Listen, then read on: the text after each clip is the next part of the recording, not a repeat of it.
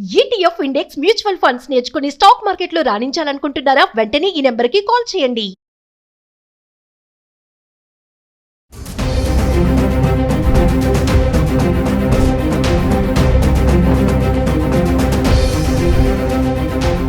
నమస్తే, welcome back to Suman TV. ప్రస్తుతం మనతో పాటు ఉన్నారు consumers affairs committee chairman Mandari Krishna Reddy గారు. నమస్తే సార్. నమస్తే అమ్మా.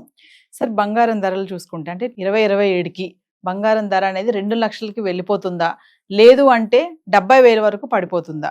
అది ఎందుకు హెచ్చు తగ్గులు కనిపిస్తున్నాయి అంటే ఒకసారి దాని గురించి మాట్లాడుకుంటే సార్. 2027 నాటికి ఎవ్వరు కూడా బంగారాన్ని ప్రిడిక్ట్ చేయగలిగారు ఈ ప్రపంచంలో ఎవరు లేరు. ఎవరైనా జోష్యం చెప్తే చెప్పాల్సింది తప్ప ఎవరు కూడా చెప్పలేరు. కానీ సమీప భవిష్యత్తులో ఉండే పరిస్థితులు మనం చూసినట్టయితే, ఒకటి, యుద్ధాలన్నీ కూడా దాదాపు ఇప్పుడు మనం చూసాం. ఏ యుద్ధాలు జరిగాయో మనం చూసాం. ఇజ్రాయెల్కి ఇరాన్కి మధ్యలో జరిగినట్టు యుద్ధం మనం చూసాము. ఇజ్రాయెల్కి మళ్ళీ గాజాకు మధ్యలో జరిగిన యుద్ధం మనం చూసాము. తర్వాత మనకు దాంతోపాటు రష్యాకి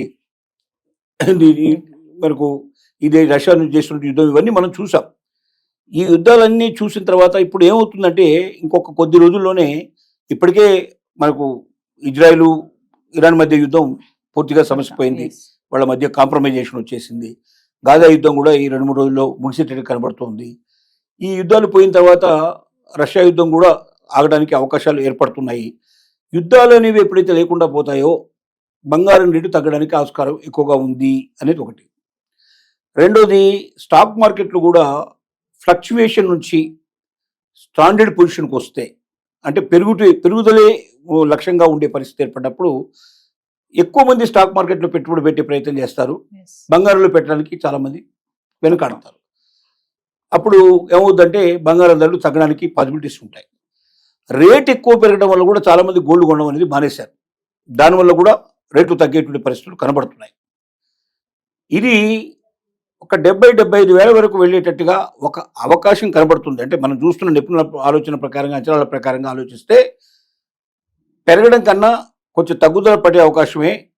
70-75 వరకు వచ్చి మళ్ళీ అక్కడ కొంతకాలం స్థిరంగా ఉండి అప్పుడు పెరగడమా తగ్గడమా అనేది స్టాండ్ తీసుకునే పరిస్థితులు కనబడుతున్నాయి. అంటే ప్రపంచ గోల్డ్ నిపుణులు అందరూ భావిస్తున్న విషయం, ఇంకా గోల్డ్ రేటు తగ్గొచ్చు కొంచెం అనేటిది భావనలో ఉన్నారు. గోల్డ్ రేటు తగ్గితే డెఫినెట్గా దాని ప్రభావం చాలా మీద ఉంటుంది. ప్రభుత్వాలు కూడా ఇప్పుడు గోల్డ్ కొనాలనే ఆలోచన ఇమీడియట్గా పెద్దగా లేదు. వీటన్నిటిని దృష్టిలో పెట్టుకొని తగ్గొచ్చు. ఇప్పుడు ఆషాఢ మాసంలో పెద్దగా కొనుక్కునే వాళ్ళు లేకపోవచ్చు, కానీ ఇంకా నెక్స్ట్ మళ్ళీ పెళ్లి సీజన్ అనేవి స్టార్ట్ అవుతున్నాయి, పెళ్లిళ్ళకి అవుతున్నాయి. కాబట్టి పెళ్లిళ్ళకి, పండుగలకి, ఫంక్షన్లకి వాటి కూడా కొనుక్కునే అవకాశాలు ఉంటాయి. 2027 నాటికి మనం చెప్పలేం, కానీ ఈ 2-3 మాసాలు ఈ సంవత్సరం లోపల, ఇంకొక 2025 లోపలే మనం చూసినట్టయితే 2-3 మాసాలు, 4 మాసాల లోపల మాత్రం కొంత మార్పు వచ్చే అవకాశాలు కనబడుతున్నాయి. 70,000-75,000 వరకు వెళ్ళి అక్కడ ఆగి కొన్నాళ్ళు అక్కడ ఉండి ఆ తర్వాత అది పెరగడమా తగ్గడం అనేది ఎటుటర్న్ తీసుకుంటుంది. ఎందుకంటే ఎప్పుడు ఈ ప్రపంచంలో ఏ దేశం మధ్య యుద్ధం వస్తుందో ఎవరు చెప్పలేరు. ఎప్పుడు సముద్రాలు పొంగుతాయో, ఎప్పుడు ప్రమాణమైనటువంటి వర్షాలు వస్తాయో, ఎప్పుడు ఏ నగరం మునిగిపోతుందో కూడా చెప్పగలిగే పరిస్థితి లేదు. ఇప్పుడు జపాన్ గురించి ఒక ప్రిడిక్ట్ చేసేటువంటి ఒక పెద్ద, అక్కడ ప్రపంచంలోనే ఏ సంఘటనలు జరిగినా చెప్పేటువంటి కొంతమంది జ్యోతిష్యులు అక్కడ చెప్పారు. ఆ చెప్పిన దాని ప్రకారంగా ఇప్పుడు జపాన్ మునిగిపోయే అవకాశం ఉంది. కంప్లీట్గా లావా ప్రవహించి జపానే కర్మగైపోతుంది అన్నట్టుగా భయపడుతున్నారు అక్కడ. అంటే ఇలాంటి ప్రిడిక్షన్స్ మనం చెప్పడం వల్ల ఏమవుతుందంటే, కొంతమంది లోపల భయం బయలుదేరి ముందుగానే వాళ్ళు కొన్ని ఇబ్బందులు పడడానికి అవకాశాలు ఉంటాయి. ఇంకా రేటు తగ్గిపోతుందని తప్పుకున్న గబుక్కున్న బంగారం అమ్ముకునే అవకాశాలు ఉంటాయి. ఇది కరెక్ట్ కాదు. ఎందుకంటే 70-75కి వచ్చినా కూడా అక్కడ ఆగదు. అది మళ్ళీ పెరిగి 1 లక్ష దాకా వచ్చే పాసిబిలిటీస్ కూడా ఉన్నాయి. కాబట్టి బంగారం గురించి తొందరపడి ఏ నిర్ణయం తీసుకున్నా కరెక్ట్ నిర్ణయం కాదు. అది డ్రాస్టిక్ గా తగ్గినప్పుడు మాత్రం తగ్గినట్టు లెక్కేసుకోవాలి తప్ప కొద్ది గొప్ప తగ్గడం అనేది పెద్దగా తగ్గడం కింద లెక్కేసుకోవద్దు.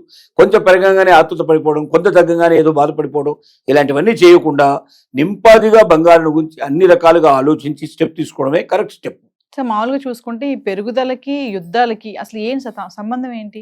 యుద్ధాలు జరగడం వల్ల ఏమవుతుందంటే, ఆర్థికంగా దేశాలకు సంబంధించిన సంపద అంతా కొన్ని దేశాలకు వెళ్ళిపోవడం జరుగుతుంది. బాంబుల కోసమని అనుభవం, అక్కడ వేసేటువంటి బాంబులు, వాటి ఖర్చులు ఉంటాయి కదా, యుద్ధ ఖర్చులు విపరీతంగా పెరిగిపోతాయి. ఆ ఖర్చులు ఎక్కడి నుంచి తీస్తారు? దేశాల నుంచే తీసుకెళ్తారు. అంటే ఒక దేశం ఇంకో దేశానికి సాయం చేయడం. ఇప్పుడు మొత్తం ప్రపంచం అంతా ఒకే దేశం కింద ఉండే లెక్క. ఎందుకంటే గతంలో లాగా ఒక దేశానికి ఒక దేశానికి సంబంధంగా లేకుండా ఉండలేదు. కొన్ని దేశాలు ఒకవైపు, కొన్ని దేశాలు ఒకవైపు ఆటోమేటిక్గా చేరతాయి, వాళ్ళకి సాయం చేస్తాయి. ఈ యుద్ధానికి ఎప్పుడైతే డబ్బంతా కూడా ఒకవైపు వెళ్ళిపోయిందో అప్పుడు ఏంటంటే బంగారం కొనడానికి అనువుగా ఉండదు. బంగారాన్ని గురించి కాకుండా యుద్ధాన్ని గురించి ఎక్కువ ఆలోచిస్తారు. కాబట్టి ఎక్కువ సంపద అటువైపు ఖర్చు అవుతుంది. కాబట్టి బంగారం తాత్కాలికంగా రేటు తగ్గిపోయే అవకాశాలు, పడిపోయే అవకాశాలు ఉంటాయి. ఎక్కువ మంది కొనేటువంటి పరిస్థితులు కూడా ఎక్కువ ఉన్న పరిస్థితులు పడతాయి. ఇది ఒక రకంగా సిద్ధాంతం.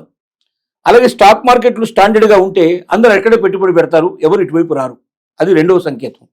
డాలర్ స్ట్రాంగ్గా ఉంటే కూడా కొన్ని మార్పులు వచ్చే అవకాశాలు ఉంటాయి. డాలర్ విలువ పడిపోతే కొన్ని మార్పులు వచ్చే అవకాశాలు ఉంటాయి. ఇవన్నీ బంగారం మీద ఎఫెక్ట్ ఇస్తాయి. Thank you.